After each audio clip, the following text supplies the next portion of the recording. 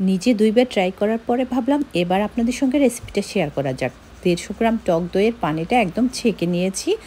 1 কোয়া রসুনের অর্ধেকটা গ্রেটারে একটু গ্রেট করে দিয়ে দিলাম। সামান্য লবণ আর কিছুটা ব্ল্যাক পেপার। এবার সব কিছু খুব ভালো করে মিক্স করে নিচ্ছি। একটা পাশে রেখে দিচ্ছি। অন্য আরেকটা বাটিতে কিছুটা পেসেমোলো অথবা ধনিয়া পাতা যে কোনো একটা কুচি নিলেই হচ্ছে। সামান্য একটু অলিভ অয়েল দিয়ে খুব ভালো করে মিক্স করে নিব। আর যদি বেশি ঝাল খেতে চান একটা কাঁচামরিচ কুচি নিলেও চলবে।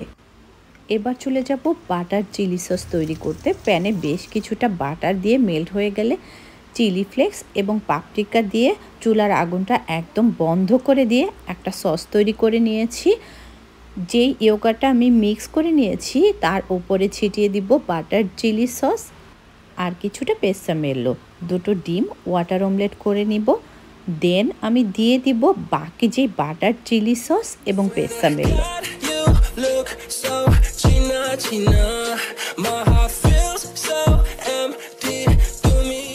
ডিমের ভেতরটা ঠিক এরকম হবে। রেসিপিটির নাম টার্কিশ এগস। ব্রেড অথবা নান দিয়ে খেতে পারেন। আমি ব্রেডটা একটু তাওয়াতে সেঁকে নিয়েছি। টার্কিশরা ব্রেকফাস্টে এই নাস্তাটা খেতে ভীষণ পছন্দ করে। না খেলে মিস করবে।